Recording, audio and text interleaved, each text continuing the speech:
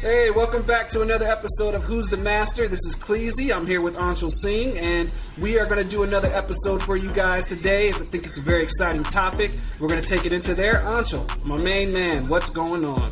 Nothing much, Cleasy. Excited to do another episode of Who's the Master? I'm a year older. I turned a year older yesterday, you know. I'm feeling good. I'm looking good. That's all that matters. And I'm excited to do this video today. I feel you. I see you rocking those shades, man. Looking good. You better hit them weights for that estrogen kicks in, boy. You know what I'm saying? I hit 40 and it changed. But I definitely understand that, man. And definitely excited to be here with another episode doing it with you. Our man V-Dub couldn't make it today, but we're going to hold it down for him as well. He will be back on the next video, and I think we got a pretty good show for you then, too, as well. Anshul, are you excited today? Yeah, man, I'm really excited about what we got to bring. I think it's going to be something a little bit different. I think it's going to really help us build this community that we're trying to build. I know you and I talked. We wanted to do something a little bit different than what's out there. I know you can speak a little bit more to that. Oh yeah, definitely, man. I'm sick of this anti-woke and the micro-aggressions and, you know, the nitpicking of the shows. Like, oh my God, that lens flare was too long, you know, and things like that. It's just so ridiculous. It's gotten to the point to where, you know, people just don't want to sit back and have fun. So what we're going to do today is we're going to stay away from mainstream shows. We're going to dive deep into the Netflix crate, and we're going to pick out one TV show and one movie that we believe are underrated or just don't have enough eyeballs on them at the time. Now, they could be popular, you know, properties, but we just feel as though not enough people are talking about it. And I'm going to pick out a TV show and a movie, and I'm just going to pick out a TV show and a movie. We're not going to give any spoilers, but we are going to break down why we think that you should, in your spare time, watch and spend some time on these shows. Anshul, when you think about underrated shows on Netflix, and tell me, what was your thoughts when we came up with this idea? That's the best way to put it. Yeah, like, you know, it's really hard to have a series that not everybody knows about because we've got these communities and pockets of communities that are going to know about shows, but what do the general public know about it? For example, you and I used to work in an office building. I might have a cool anime. I know it's popular in the anime community, but if I go to work and I walk up to the water cooler and I ask people if they've seen that anime, most of the time I'm going to get crickets. People don't know what I'm talking about, you know, right? So I think we want to build an all-inclusive community. We want to have something where a lot of different groups come in here to watch our videos. And so, listen, if I talk about a movie, maybe there's one section of my viewers or our viewers that, hey, they know what we're talking about, but not everybody else does. And what makes that great is I want those people who are into that show to go into the comments and help convince the people that aren't why they need to watch these shows, you know? And eventually we want you guys to help us decide what it is we need to review, and I think this is the best way to do that. We'll build a community, one that, once again, Aaron put it perfectly, fuck the hate.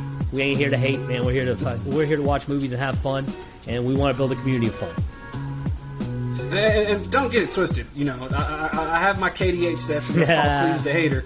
You know, we will hate on movies that we think deserve it. You know, if they're going to be lazy or just, you know, cheap and stuff like that, that's different. But we're not going to sit there, like I said, and be like, oh my God, he's in a Navy suit and his pants are ironed the exact way or something. Like, you know, it's just ridiculous. They find the smallest things to get mad at, and we're not going to be a part of that. But Anshul did mention something, you know, as far as us building a community, and that's what's going to let us dive into the first topic today.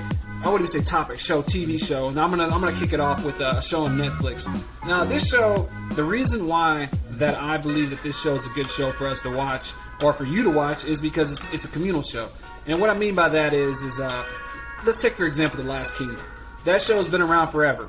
It was on BBC, Netflix bought the rights, and then, you know, they just had their final season. I never watched the show because I was too big into Game of Thrones, and after the, you know, season 8 debacle, you didn't want to really go back to that world. But everyone was hyped up about the show, at least some people I talked to. I went back and I binged all 4 seasons, and I caught up in time for the 5th season, and, you know, I like being in the midst of the conversation when shows like this happen. And like we've said, Game of Thrones was the ultimate, you know, communal show, water cooler show. Every episode, you nitpick it, take it apart, and take it from there. You know, Anshul, were you like a fan of Lost? I know you're a fan of Game of Thrones, like Lost or shows like that. I never got into Lost. I missed the hype train on Lost, but I definitely have watched some of his other series, like The Watchmen, and The Watchmen was like that as well. So, yeah, I definitely know where you're coming from. Yeah. Yeah. All right. Excellent. Excellent. Well, the show that I'm going to talk about is called Manifest, and you probably heard about it because if you have cable, it was on NBC for a while. But who really watches those shows anymore? I definitely wasn't going to watch it when it was on TV. I'm gonna be real with you. And I watched the show, you know, and this is like it's funny because the plot is a lot like a superhero show. It's about the manifest of a plane, and you know what that means. That's the passengers and, you know, everyone that's on the plane. A plane that disappears in the storm, and then it reappears 5 years later. Now, of course, you know, like the leftovers and things like that, they come back and, you know, they've been gone for, you know, it's a regular flight to them. They don't even know that they've been gone, but the world has changed. Relationships have changed. Dynamics and family have changed.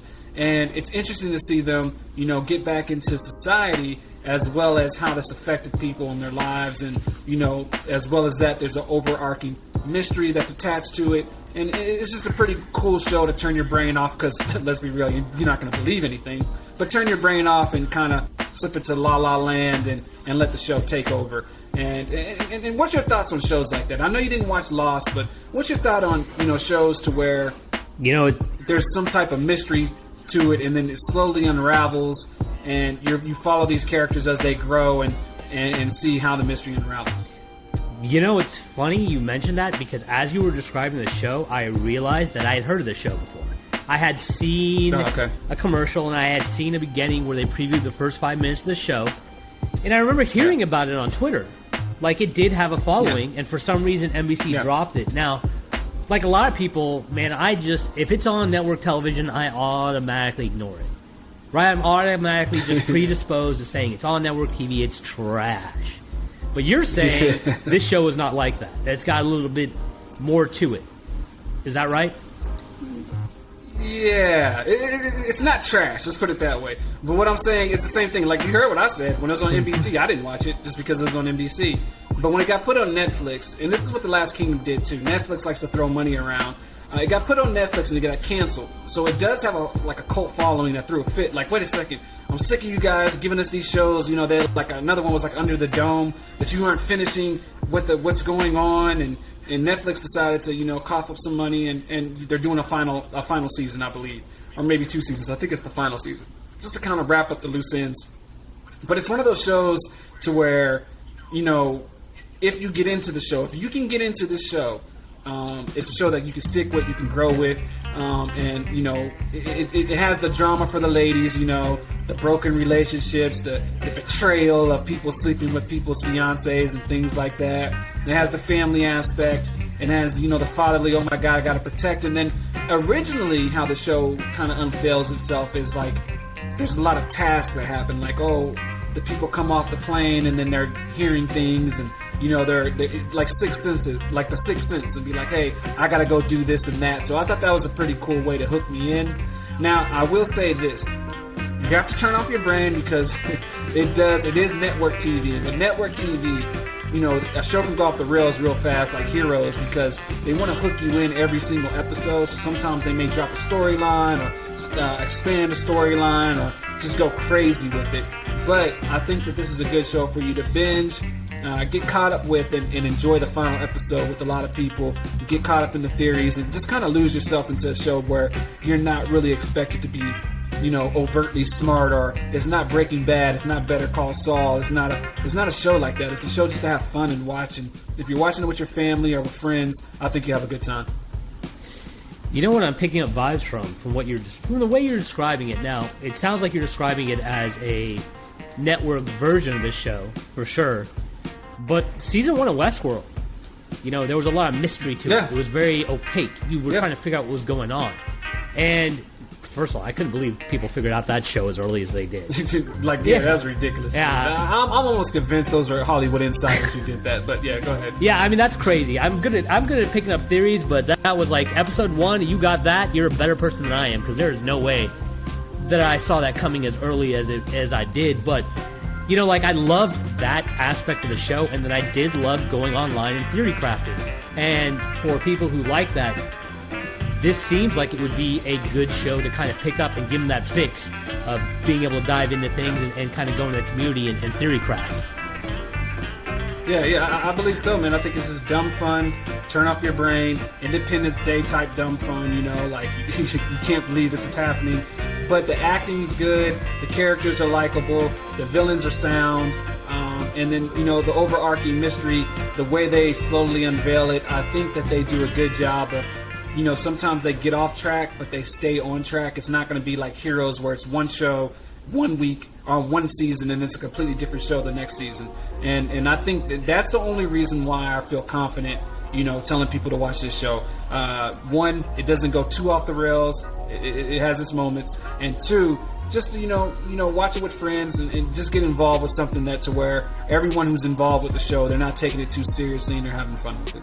Awesome, and you're telling me the writing's on point, it stays pretty consistent for what it is, right? It's a network TV show. For what it is, yeah. Right? For what it is. For what it is. For what it is, sir. but it Yes, sir. doesn't, So, like, because sometimes you get these writing teams change, and the voice completely changes. But as long as you remain that consistent voice, when you get into the show, it's easy to enjoy it. No matter how, you know, corny the writing is, you can still, as long as you get into it, as long as it stays consistent, you can still love it for what it is. Exactly. All right. Good show. It sounds like a fun show. I may be checking it out. In fact, spoiler alert, since we don't really have the community built up, we're going to need content, so you can bet that we're going to be checking out each other's shows. But in the future, we want you guys to vote. You know, when we give the pitches, we want you to vote on what we're checking out next. But yeah, man, it sounds promising, so I can't wait to get into it and do some videos on it. Excellent. What TV show do you have for us today? All right. Guys, I am excited to talk about this show, okay? Now, I want you to go back to this earlier this summer. Many of you watched a little movie that came out called The Northman. But not all you liked it, all right? Some of you who are unfamiliar with Robert Eggers probably watched that, and you were like, listen, man, I came in here wanting Vikings. I came in here wanting bloodshed. I came in here wanting some savagery. What is this Shakespeare bullshit, right? Now, I enjoyed The Northman. I was not one of those people, but feel me, for sure. Like, there were definitely those people that I talked to that felt that way. And hey, if you felt that way, that's fine. Don't worry, I got you covered. And in fact, if you enjoyed The Northman, and you enjoyed some of the other aspects that weren't just about bloodshed and savagery, well, I got you covered too, fam. That's what we do here. We get you covered, all right? When you want entertainment, we cover you. We're like your blanket, all right? Now, Netflix has recently dropped a series, an anime series. Some of you, that's an exciting turn. For some of you, it's a turn off, but hey, stay with me, all right? It's an anime series from 2019 that has just now landed on Netflix. It's based on a manga with the same name. It's called Vinland Saga, all right? Why would I recommend Vinland Saga, all right? Let me give you a few shows that you can base it on. It's a little bit of Game of Thrones with the intrigue, mixed in with a little bit of Kill Bill, all right? And a little dash of the Tudors, all right? I'll tell you exactly what I mean by that. So, Vinland Saga is set during the very real era of the Norse Empire, or the Scandinavian Empire. Now, you may be like myself when I originally learned about this and say, what the fuck is a Norse Empire? I didn't learn about that shit in school. You're clearly lying to me. That shit sounds made up. All right? If you're like me and you're from Texas and you spend every year spending 5 weeks learning about the Alamo in history class and nothing else, you probably never heard of the Norse Empire. Trust me, it was a very real, very big empire that ruled over over Denmark, Norway, and England all together. In fact, I think it's the only empire that's ever done that. And that historical backdrop is what sets Vinland Saga apart from anything else you'll watch this summer, okay? Show paces itself very much like Game of Thrones. It often takes breaks in the action to set up story plots for other portions of the show. However, these lulls are far from dull, okay? Instead, the people in the show have to deal with the very real and most ominous character of them all, and that is the nature of the environment that they're living in, okay? They often face harsh winters that are very hard to survive in. And the show does a very good job of depicting how hard surviving in these extreme climate, northern weather regions were for these people, and how sometimes just living through a winter and finding enough food to eat could mean life or death if you don't do it properly, right? And then on top of that, you have to deal with things like invaders, okay? Now, in depicting the Norse Empire, the creators of Vinland Saga take care to make the series as historically accurate as possible. As I say that, some of you are rolling your eyes and you're saying, I don't care about historical accuracy. Why am I going to watch the series and not get bored? All right? Now, especially those of you that hate the Northman, as soon as I say historical accuracy, you're probably like, I'm out. I don't care about historical accuracies. I don't care about any of that stuff. But hey, it's important because there are a lot of battles during this time, and the battles are epic. The blood and guts come aplenty. Don't worry. Vinland Saga has you more than covered on that front.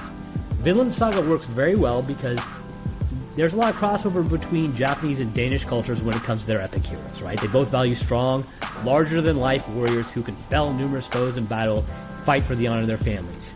And Thorfinn's journey takes him on an epic quest for vengeance, which is another common theme between those two cultures, as he jumps from battlefield to battlefield looking for revenge. Revenge is a huge part of this show, right? This show is all about the theme of revenge. It's chock full of scenes where mighty warriors are slicing through their enemies like they're butter and cleaving large animals in two. And not only are the blood and guts of war brutally depicted in beautiful color animation, but the psychology and tactics of each battle are well thought out as well, okay? Even though like I said, I enjoyed The Watchmen, in my opinion, Vinland Saga is the one Viking epic you should watch this summer, and it's not even close. I hope you agree, because I would love to review it on this channel. Alright? So, Aaron, you got any questions for me? You meant you meant the Northman, not the Watchmen. The Northman, yeah, you're right. My Watchmen. Bad. Yeah, the Watchmen. That's all right. Definitely not about Vikings, but it would have been cooler if it was, right? I definitely agree. Now, Vinland Saga, just to kind of give you some background on, my history with this show as well, because I have seen the show. Anshul came to work one day. It was like, hey, man, gotta watch the show. And, I used to get mad at him because I'd be working in the morning. If it's a good anime, there's a couple other ones that he's given me too. You get hooked into it. I got hooked into it, and just to juxtapose that with what he said as far as Robert Eggers, we knew what we were getting into when we saw the Northman. Right. So I wasn't mad. Northman was what it was. This show is more, easy for your palate. It's easier to watch, but at the same time, if you like action, if you like revenge stories, if you like great animation, if you like epics, this is a great show for you to get into as well. Anshul, let me ask you this question. Mm-hmm. Now, with this show, because this is a popular manga, and this show was on Amazon Prime, and it's pretty big, what made you specifically pick Vinland Saga? Was when I watched The Northman. I watched The Northman with some friends, and we were discussing it, and it was very, very divisive. Some people hated it, some people loved it, some people thought it was a bunch of bullshit, some people thought it was very artistic, right? And I'm listening to all this, I'm just kind of laughing, and you know me, I'm kind of trolling this conversation along, making sure I get some arguments out of it for my own enjoyment. But I'm sitting there thinking, man, has there been a good Viking movie that I've seen? And when was the last time I saw one? And we asked that question out loud, and nobody could answer it. And as I was driving home, I was like, damn, Vinland Saga. It's not a movie, so I didn't even think about it. But that's, in my estimation, a perfect Viking saga right there. It's done by the Japanese, which makes it even cooler. Because once again, there's a lot of crossover, man. There's a lot of similarity between what those two types of cultures like in their epic tales. Anyway, I don't know what current Danish culture's into. A little bit, because we've seen some movies, but definitely in the past, their epic tales were very, very similar as far as the themes were concerned. So, I really thought, you know what? It seemed like there was a large appetite for the Northmen. It seemed like there was a big contingent of people that were dissatisfied with the Northmen, especially if you look at Rotten Tomato and you look at some of those audience reviews. And so, I want to push that out there. I know the anime communities watch this. I know people who are into anime are probably watching this review thinking, man, the Vinland Saga is one of the biggest animes out there. It's not unknown. Trust me. There's a large portion of people I don't know about that I think would really enjoy it if they watched it and gave it a chance. Yeah, and one thing I do want to, differentiate for you guys. So for the people who saw The Last Kingdom, Last Kingdom is about the unification of England. So, when he's talking about Northumbria and all those places, yes, they're in that show, but this is a different approach to it. It's not about unifying, the land or anything like that. This is a revenge story like the Northmen, but it's a little bit more fleshed out, a lot more nuanced, and it doesn't have all the allegories and all the artsy-fartsy, dialogue mixed with the visuals that represent two different things and double entendres that Robert Eggers likes to put into his movies that can take a lot of people off the film. That won't happen. You won't get bored. You'll be eager to find out what happens, and Ancho, I think that's a good pick for you, man. I think that's a good pick that people should take a look at. And with both of our shows, there's shows that were kind of mainstream that we think just flew under the radar a little bit more than they should have. Anything else about Vinland Saga that anyone should know? Man, I mean, like I said, you prepare yourself for a lot of blood and guts, and then prepare yourself for some pacing. It doesn't rush through anything. It builds itself. It takes time to build itself. It takes time for you to know the characters, and then when those characters are faced with some consequences, you feel that. And it's not like it doesn't emotionally resonate at all. It definitely tackles the topic of revenge. Back in the day, man, revenge was a big thing. If you killed somebody or somebody killed your father, you had to take revenge. That was the way you kept law and order. There was no courts or police to keep order for you. You had to take matters in your own hands. But is that really what you want? And what happens to you when the subject of revenge doesn't go the way you want to go? After you live your whole life for revenge, what's left after that? And so it asks some deep questions, and it takes some deep dives, and it looks at things, like I said, surviving and the harshness of war and the harshness of surviving in harsh climates back in the old days. There's a lot there for you to unravel, but at the end of the day, we're all here for some blood and guts. Let's be real, right? And it gives you plenty of that. Let's be real, and that's what.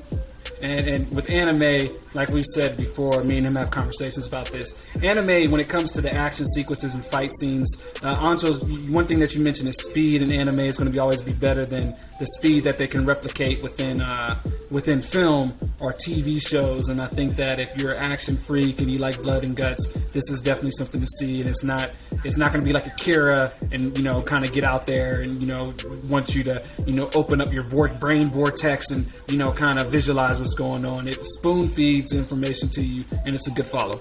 Yeah, we talk about that when we talk about martial arts scene in movies. I laugh because, like, one of our favorite movies for both of us is The Matrix, right? And people always compare those fight scenes to anime, and they were definitely influenced by anime. But here's the thing: in anime, you're not going to see slow motion fight scenes. You may see a brief scene where something's slowed down, where you see a sword swooping over somebody's face and they barely dodge it. But for the most part, the action is very frenetic, and they speed it up, and it's very fast paced. And that's what anime always goes for, is they want you to get the sense that the heroes you're rooting for, when they're fighting, they're faster than real life, right? They're faster than the eye can keep up, and that's what they always try to bring to the screen. In Hollywood, I don't know if there's really a way to do that, because they definitely haven't done it yet. But yeah, it's definitely a very, very different type of feeling and